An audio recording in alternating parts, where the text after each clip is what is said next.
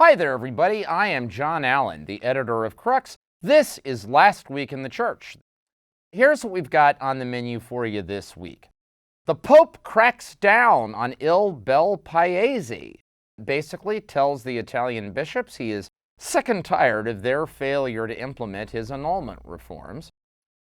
Pope Francis is also getting set to travel to Cyprus and Greece, 5-day outing that will showcase his message on migrants.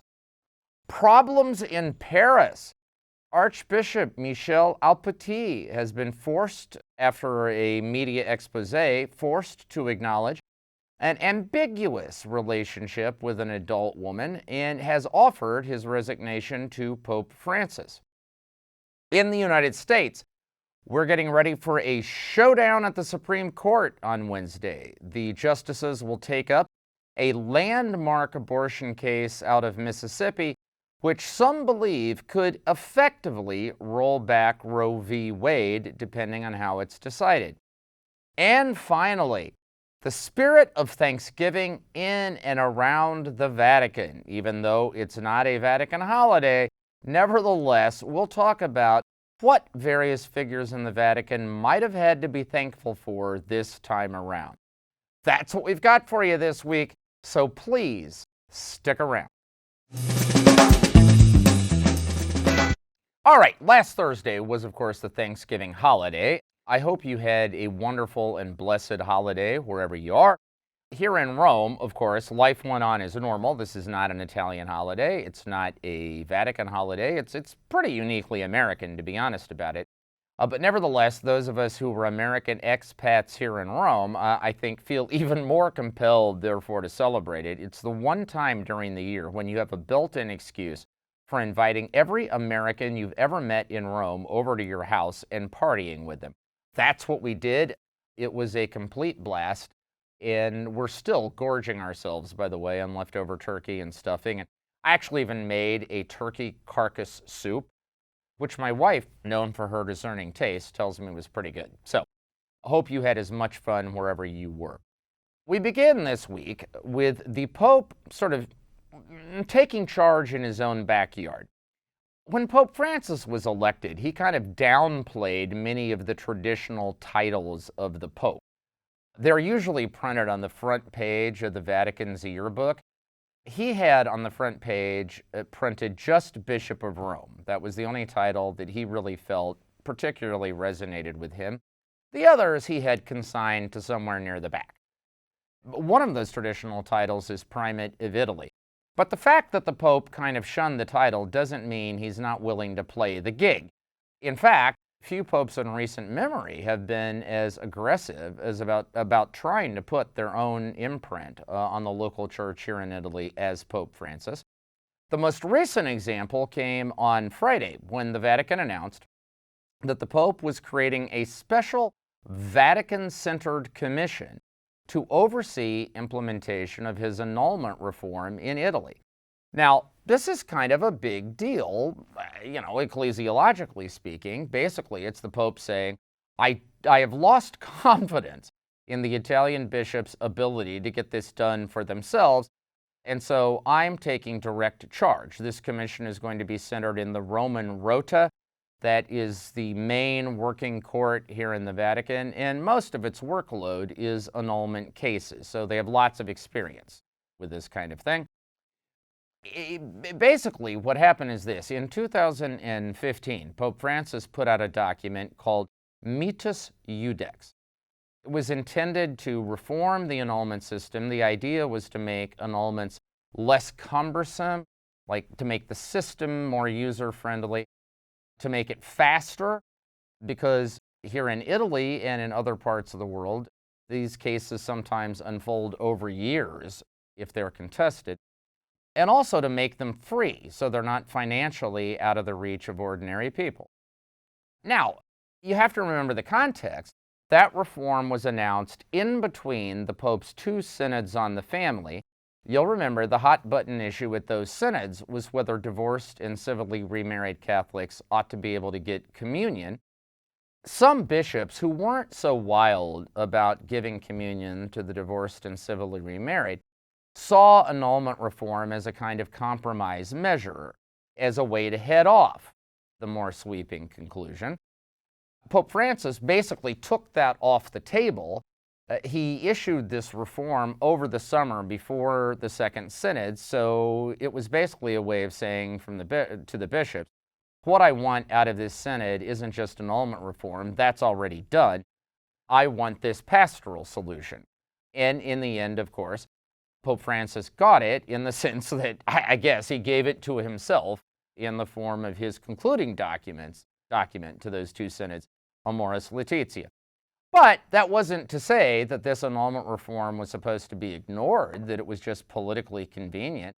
He was in earnest about it. He wants it to happen, still does. 6 years later, however, many observers of the Italian church would say, not so much. Now, honestly, if you know anything about Italy, the fact that the Italian ecclesiastical bureaucracy has failed to implement a reform after 6 years isn't exactly, man bites dog kind of news. I mean, this is the kind of thing that happens all the time around here. But on this front, Pope Francis obviously has just run out of patience. And so he's decided to centralize this process in the Vatican. One has to love the language of the edict, by the way, that was issued on Friday, because it said the purpose of this reform is to help the Italian church welcome the reform. Well, had they welcomed the reform 6 years ago, obviously, it wouldn't be necessary. Now, remains to be seen if this is actually going to make any difference. Italian bureaucrats generally, whether they're in the church or anywhere else, are geniuses at bobbing and weaving and running out the clock and doing nothing until people forget what they were supposed to be doing in the first place. We will see if they get away with following that script this time or not. It is interesting, however, that Pope Francis obviously feels comfortable taking direct personal control in Italy in a way that he hasn't done in other countries. I mean, it's not like Italy is the only place he's had problems, right? I mean, in Germany, there's been this back and forth between the Vatican and the German bishops over their synodal path. In America, there continue to be bishops who kind of defy the Pope's pastoral line on on pro-choice politicians and whether they should be able to get communion because of their positions on abortion. But he hasn't created commissions for those countries saying, sorry, you're no longer in charge, I am. So it just is an indication, I suppose, of how seriously Pope Francis takes his role as the primate of Italy, even if he's not really sold on the title. All right, secondly, speaking of Pope Francis, he's not just meddling in Italian affairs this week. He's also packing his bags, getting ready to get on the papal plane once again and set off for an overseas trip. In this case, it is a 5-day journey that will take him first to the divided island nation of Cyprus, divided between a Turkish-controlled north and a Greek-controlled south, and then to Greece itself, which, by the way, is a peninsula, so water is going to be a big deal on this trip.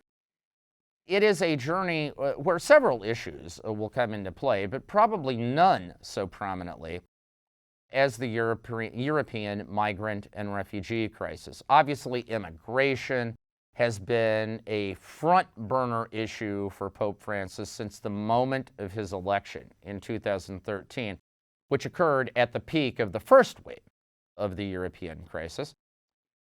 In both Greece and Cyprus, this is a hot-button political issue because as island nations, given their location in the Mediterranean, both have been sort of primary points of arrival for many migrants and refugees.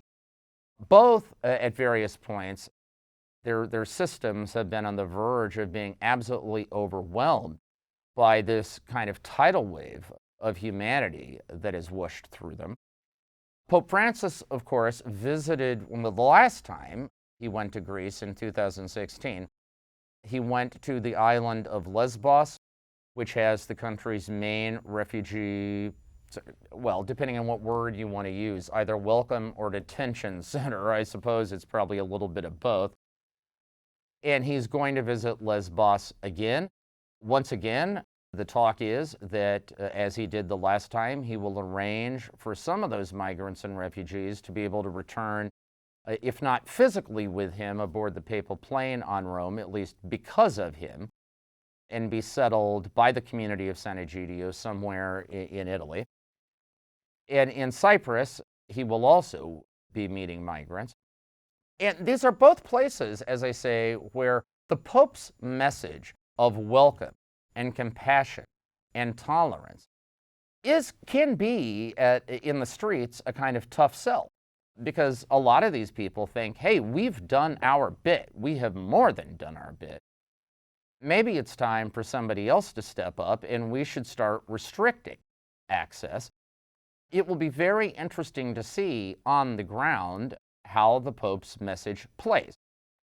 I would note for you that you have won the lottery in terms of being able to follow this trip, because Crux's very own Elise Ann Allen, our senior correspondent, is going to be on the papal plane bringing all the latest and greatest to you. And I tell you, she is the best in the business, and so whatever the mood is there, she will capture it in full living color. Now, migration is not the only item on the Pope's to-do list. In Cyprus, obviously, conflict resolution will be a key issue. We're talking about a nation lacerated more or less right down the middle for decades. And although the war at the moment between the Turkish and Greek sides is cold rather than hot, there is the ever-present fear that things could heat up again. Pope Francis obviously will try to want to promote dialogue and reconciliation across the divide. We will see how that effort plays out. Also, ecumenism, and especially relations with the Orthodox, will be a huge issue. Both in Cyprus and Greece, Pope Francis will be meeting with the Orthodox leadership, the Orthodox archbishops of those places. Greece is an Orthodox church that hasn't always been in a full square and locked position on the issue of ecumenical relations with the Church of Rome.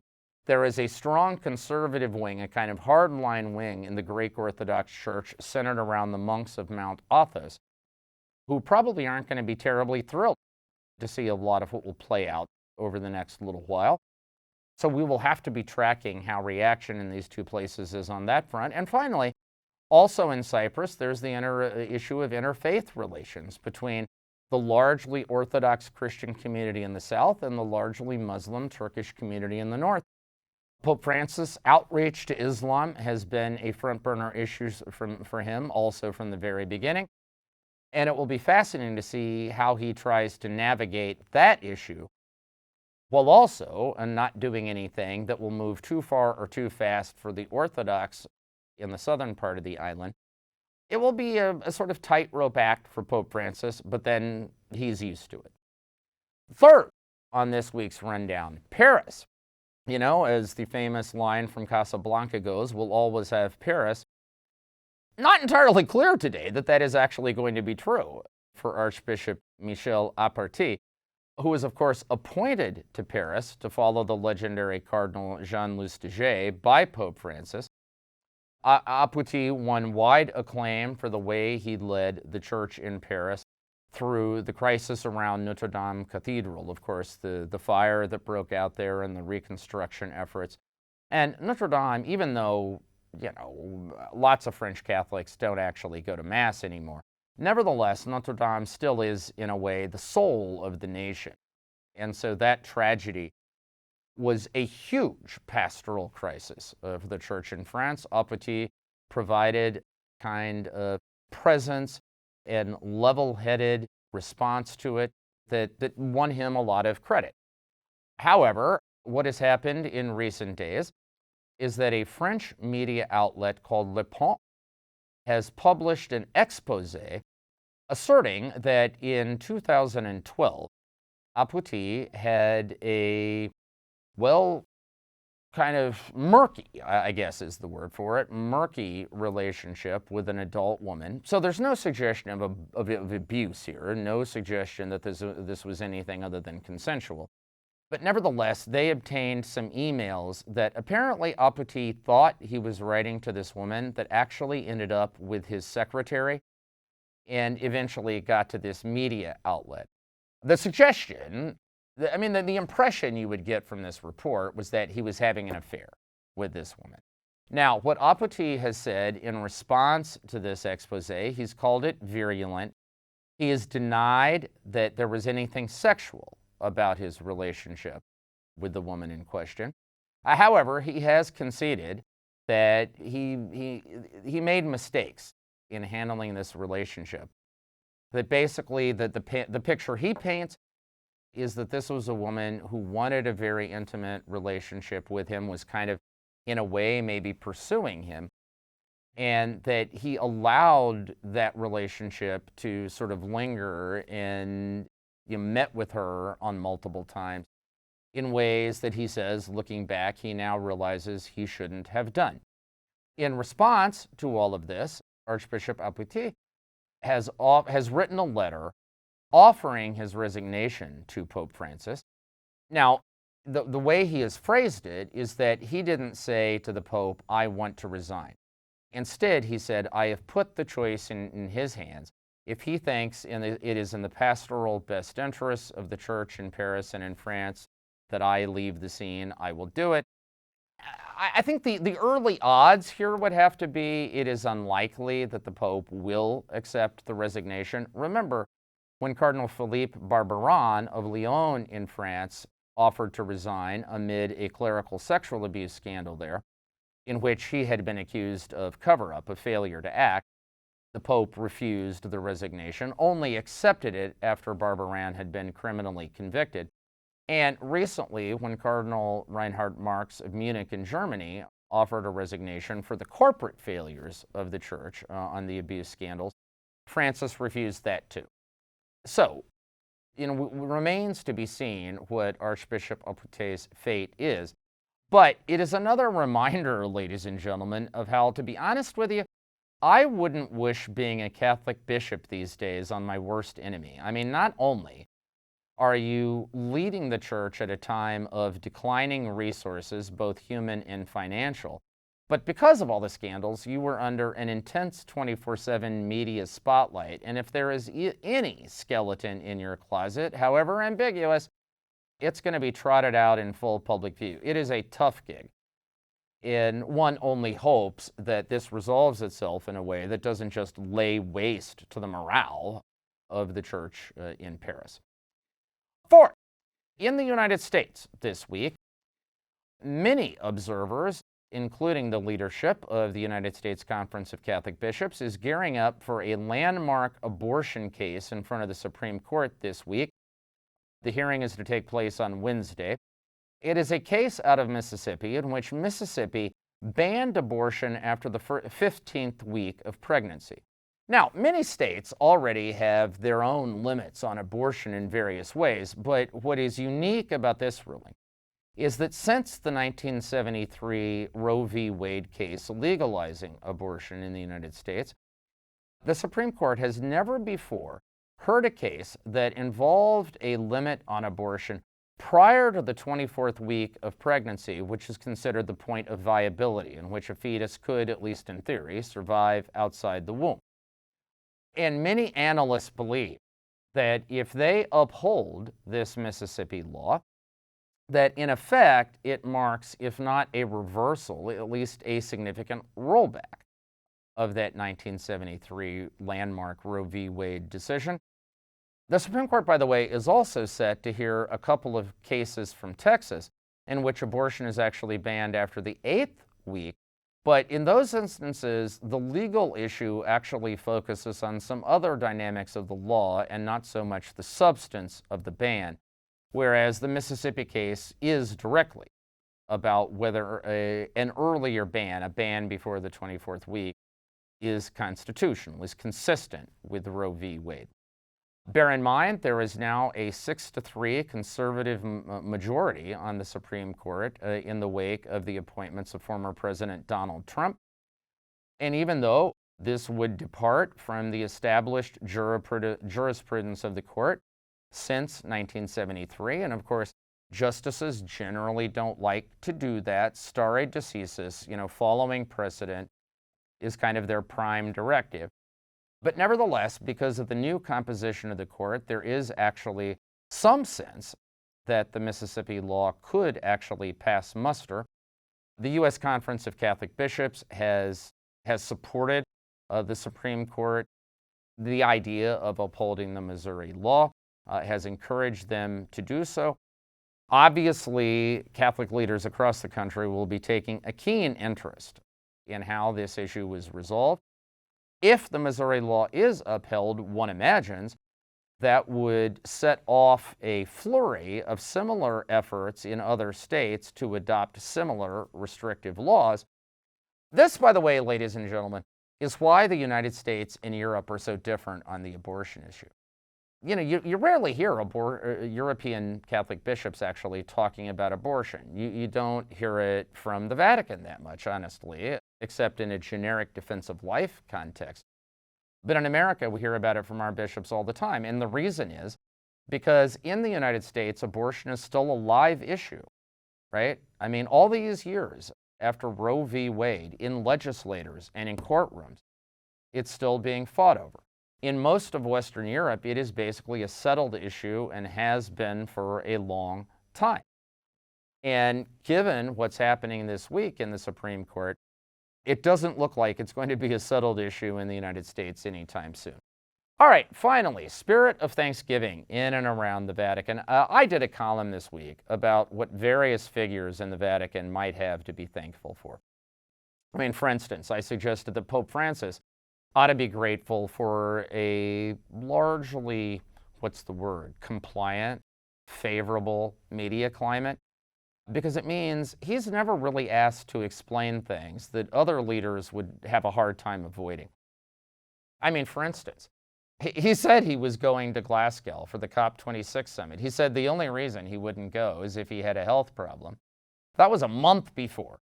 In the end, he's a no-show, offers no explanation whatsoever, neither has the Vatican, and nobody really seems to be clamoring for it.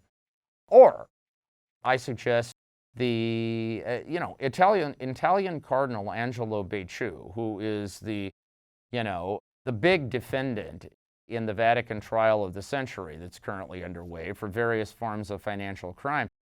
He had to be down on his knees right now thanking the prosecution for having bungled this so badly so far that the presiding judge recently said he's not even sure this case is ever going to get off the ground.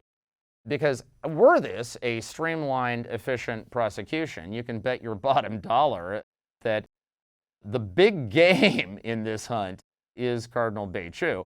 But right now, it doesn't seem that he may not have a great deal to worry about. But here's the note I want to leave you with. I also thought as I was doing this column about what we in the Vatican press corps should be grateful for. And obviously, we should be grateful that we have the opportunity to be here in Rome and cover what I consider to be the most fascinating beat in journalism. Think about it. I mean, the Vatican rolls up into one ball: ritual, romance, art, beauty, politics, scandal, intrigue, history, current events. It's everything. I mean, if you can't get your juices flowing as a journalist on this beat, you really ought to have your heart checked, because there is something wrong with you. But here's something else I'm grateful for, and that is the friendships that are forged in this beat. I told you we had a Thanksgiving party at our house on Thursday. A lot of the people who came were colleagues, fellow journalists here in Rome who do some of the same work. And think about that. There are a lot of other beats where things are really competitive. You don't necessarily become friends until years later. Here, however, we somehow manage to get our competitive juices flowing, but at the same time, support one another, care about one another, have one another's backs, and be the kind of friends that for an expat is really important, because remember, here we don't have access to our families back home for Thanksgiving. Our friends are our proxy families. And so for our proxy family here in Rome, not just journos, of course, but there are a lot of you, I want you to know that Elise and I are profoundly, profoundly grateful. That's our show for this week. Thank you for being with us. We will be here next Monday. In the meantime, keep reading Crux, your one-stop shopping destination for the very best in smart, wired, and independent Catholic journalism. We are online at cruxanow.com, cruxanow.com. We do have our handy-dandy donate to Crux box there if you are so inclined. It would help us get through the cold, lean winter months. We would be deeply appreciative. I want you to stay safe, stay healthy over this next week. Have a fantastic and blessed 7 days, and we will talk to you again soon.